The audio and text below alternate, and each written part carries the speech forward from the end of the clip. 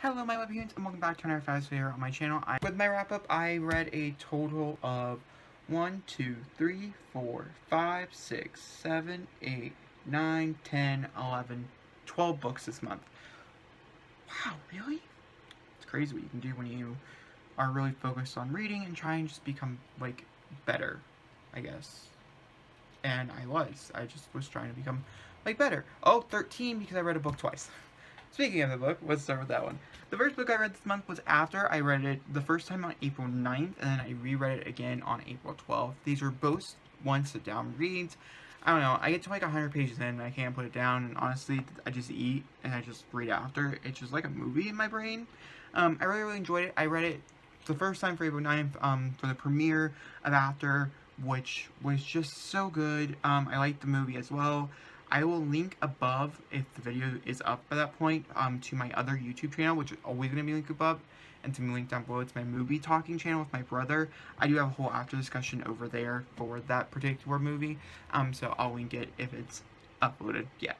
But this follows Tessa Young, when she goes to WSU, something like that. It's a college, she's a freshman, she's a virgin, and she meets Hardin Scott, which is Harry Styles in the fanfiction version on Wattpad. It's one of the most popular books to ever hit Wattpad. Nobody's ever beat the record. Anna Todd here got a movie deal out of it from Paramount that got moved over to Avion, and she also got a 5-book deal from it, which spawned off a spin-off series following one of the side characters inside this novel as well. The romance is extremely toxic, it's extremely vile, it's horrible actually. Not the worst though, but I loved every minute of it, and I've read it twice. That's how much I loved it. This is of course a first time reading, is a 4 out of 5 stars. The second time I read it, I don't know, I think I was just entranced and stuff. It was like a 4.5 out of 5 stars. I think my answer should probably be a 4 out of 5 stars though. But very, very excited I read it, so let's move on to the next one. This book, Goodreads is telling me that I read, was Skyscraping by Cordelia Jensen. Cordelia Jensen is a poetry writer. I don't know if she's a full poetry writer. Doesn't say. She's also a teacher, which is interesting. But she has, this is her debut book, or her second book. I was gonna get both of them. It's about a girl in the 1990s in New York, a senior in high school, that discovers her dad sleeping with her dad's best friend, who is a boy. And her dad also, well, that's kind of a spoiler. Is it a spoiler? Does it tell it you in the thing? Yeah, okay, so it's just about the secrets and stuff in her family and how much it tears her apart. And, you kind of get to see her character go from, like, a very, very good girl to particularly a bad girl, and, like, go down a horrible, horrible life, and then it's a redemption arc for, like, the last, like, 40 pages. I gave it a 4-star rating as well. I think this is one of those books that really helped by the poetry. I think the poetry, like, really sold it. And personally, I just really enjoyed it. And I think the main character was really good. And it brought up some very interesting questions I've never really thought about. But it brought up some pretty good debates with me and my sister, which is, like, really nice to have. But yeah, so very much enjoyed it. If you want to know any of my actual more opinions about these, I did read them in vlogs during the month of April. The next 4 books are going to be popping up here on the side, so when I read the title, it will pop up. The first one is Fox and Socks by Dr. Seuss. Now, you're thinking to yourself, Jacob, why would you read Fox? Oh, I skipped one. We'll go back. It's fine. We'll continue talking about those.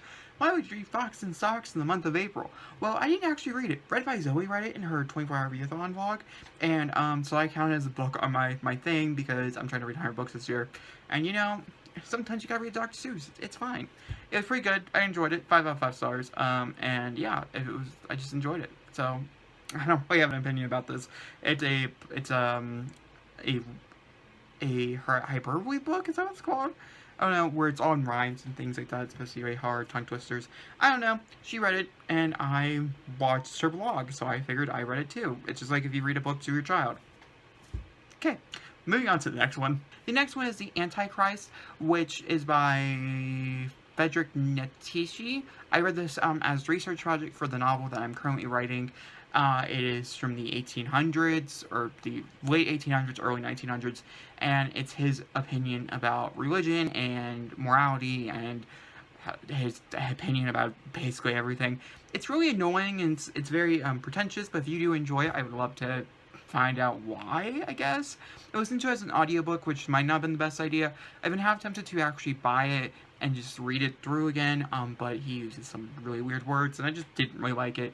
So it ended up getting a 2 out of 5 star rating from me. I thought it was okay, but honestly, I didn't really know what to expect.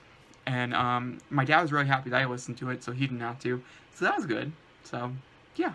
The next book I'm talking about is Buffy Vampire Story number 3. I do have a whole review about this on my channel, so I'm going to, of course, link it down below and up on the cards.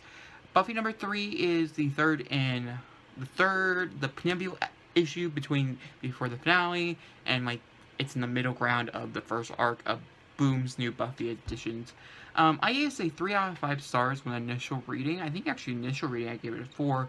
Then I had to reread it about a month later for Buffy number 4, and I gave it a 3 out of 5 stars. I'm not a huge fan of the series right now. I'm kind of like hate reading it. We'll get more into that with Buffy number 4, but I'm not going to talk very much about it here. If you guys want to know my whole entire spoilery thoughts and everything about that, just go ahead and watch that review. The next one, of course, is Buffy number 4, and I gave this a 2 out of 5 star rating. This review should also be up on my channel, or when it is up on my channel, it'll be down in the cards and linked down below. I also enjoyed myself. Like, not at all. It's practically a rant review. So, just know that. And also, in May, we'll have another big, long discussion rant review about each of them as I read them back to back. So, yeah, did not really enjoy it. But, of course, I have a whole review about this, so I'm not going to spend too much time on it. Next book we're going to talk about, I also have a review about, so it's going to be linked up below and down below. So, many card video. I don't know how many of these I can add up there, so if they don't pop up there, it's because I put too many. It's fine. Moving on. It's On the Come Up by Angie Thomas. I gave this a 4 out of 5 stars read. It was more disappointing than The Hate U Give, so if you do have high expectations, I would lower it, but I do have a full my non-spoiler thing, I'll explain what it's about. It's about Bree, who is in Garden Heights, which is where Star is in The Hate U Give. It's in the same universe, and she wants to become the new biggest rapper, and she does that by going to battles and stuff with her Aunt Pooh, and it's about the tremendous year that she has of releasing a song that is not received well, and maybe, just maybe, she can get famous and help her family out with the struggles. Overall, really enjoyed it. Bree as a character, though, I could read like 6 books from Bree. Bree is one of my favorite characters I've read in so long. She has such a very strong voice, and I highly recommend you read this book if you just want an excellent main character. Also, there's an LGBT storyline in here. It's not a spoiler, and I'm not going to tell you with who or anything like that. That is handled so well and handled so gracefully, and it's actually ironic because we're going to talk about a few more LGBT stories here going forward, and they're not handled as gracefully. So this is one of my favorite side character storylines that I've read in quite some time as well. So yeah, very much enjoy. But like I said, I have a whole 30-minute review on this, so if you want to check that out, you totally can. Next book we're going to be talking about is Maybe Another Life by Taylor Jenkins Reid. This is about I talk about this in full. This will also be my 24-hour readathon vlog, which is not going up until next week. So you guys, if you guys want to hear my full entire thoughts and opinions about that, it goes in between the last 2 weeks of April in that 24-hour readathon vlog. This is one of the books I finished. But either way, this follows Hannah, who basically has no purpose in life. She is coming from New York, moving to LA to go back home with her friend Gabby. And one night, when they get there, Gabby throws her a party at this bar, and she is offered the choice to go home with either Gabby, which takes her down a tremendous, not so good road, and then, or go home with Ethan. And Ethan is her ex-boyfriend from high school, which they date off and on from high school, but it's mostly just like a high school romance. And particularly it follows both of those stories. They never interconnect. I want to say that now. It's not a spoiler. I just wish I would have known. If there's a particular story that you are enjoying, I would highly recommend you go and you check out that particular story and you just continue on the line. There is something cool at the end that kind of ties them together, but it's up to you how you feel. I liked Hannah in one story better than I liked Hannah in the other. This is a 3 out of 5 stars just for that simple reasoning that I just didn't enjoy one of the stories. It is not that long of a book, but it's 2 books in one practically. So just keep your know that going in. but I still highly recommend. Look, I don't recommend that much, but that's okay. And then it's Because You Love to Hate Me, 13 Tales of Villainy.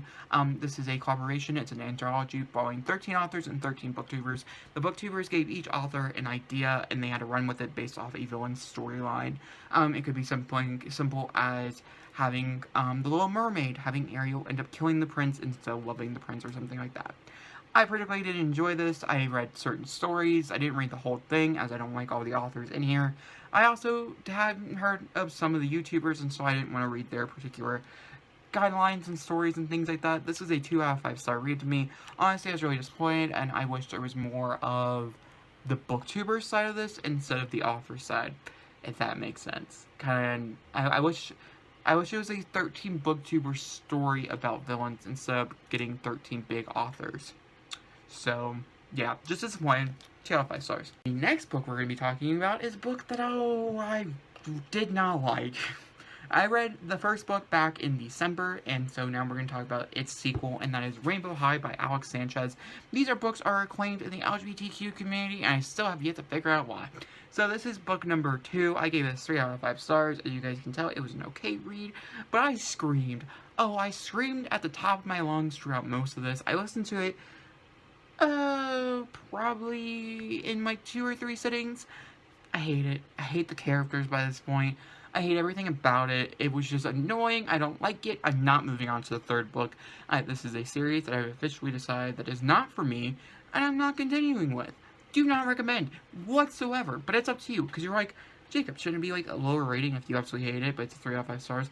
Yeah, but I can understand where the author's coming from, so like, it's like the standpoint of like, how much is this about entertainment? How much is this about the morals? And the morals are not clear here, but I can understand the morals in a way. Shape or form, what do you guys feel about the series? Do you read the series? Do you know what the series is? Let me know in the comments down below, because honestly, I need somebody to rant with us about. Or tell me I'm wrong. Either way, I'm okay. Before we get into the audiobook that I finished, we're going to talk about the actual physical book that I finished. So there's 4 big books I wanted to finish for the month of the month of April. In my 24-hour readathon, and this is one of them. I actually finished after my 24-hour readathon, but I did thoroughly enjoy myself, and there's no cover jacket for it. But it is What If It's Us by Becca Italian Adam Severa. Its review video will be going up pretty soon as well, within the next 2 or 3 weeks. When that does go up, if I remember to link it. If not, I'm sorry, as it is going up much later than any of the other review videos on here. This is a story about Ben and Arthur, who have a meet-cute moment in a postal service, and the first 160 pages is about them trying to find each other, and the rest is their tremendous love story. If it's good, if it's bad, if it's not. This is written by Becca Italian and Adam Severa. Honestly, I thought it was okay. I gave this a 4 out of 5 star rating, and the more I think about it, it could drop down to a 3. I'm not entirely sure yet. We're torn in between a 4 and a 5. A 4 and a 3. But so if you're looking for kind of like a cutesy romance, contemporary, kind of fluffy, I would recommend it. It's a fun summer read, so I would definitely recommend it for like a fun summer read, if that makes sense. I don't know how to hold this because the desk jacket's behind my... It's in a place I can't reach yet, so yeah. Either way, we're gonna move on to the last book. The last book of this month is... You guessed it, Daisy Jones and the Six. So I ended up actually not reading Boundary Side as high fantasy. It's just not for me. But I did move on to Daisy Jones and the Six, and oh guys, this was beautiful. So I'm in a Taylor Jenkins Reid kick, if you haven't realized yet. I read Seven Husbands of Evelyn Hugo, and that was beautiful, and I loved it. And then I also read Maybe in Our Life, and that was beautiful, and I loved it. And then this was beautiful, and I loved it. I'm recommending it to my whole family. Basically, if they want to read it or if they want to listen to it, whichever they prefer, everybody should just listen to it. This is about a girl named Daisy, who ends up joining a band called The Six. This is about the Six coming together in their fall. It's a fictional band in the 70s and 80s, and it's all about what happened behind the scenes. It's like they're coming back for a very, very long interview. It's a full cast audiobook. I highly recommend the audiobook. It was beautiful. I just recommend this video, okay? I just recommend it. I can't recommend it enough. This is beautiful. I recommend the book, okay? Alright guys, before we jump off here, I did want to very quickly go back to my homepage on Goodreads so I can very quickly talk about how many books I am into the year and if I'm ahead of schedule, and how are you guys doing on your Goodreads challenge if you guys do partake. I know some people don't like the pressure of reading. I like the pressure. It gets me like my pump going and things, like my chest going and things. So I read 37 books out of 100 this year. I am 6 books ahead of schedule, and honestly I could not be prouder of myself right now. I was a week ago 3 books behind schedule, and now I'm 6 books ahead.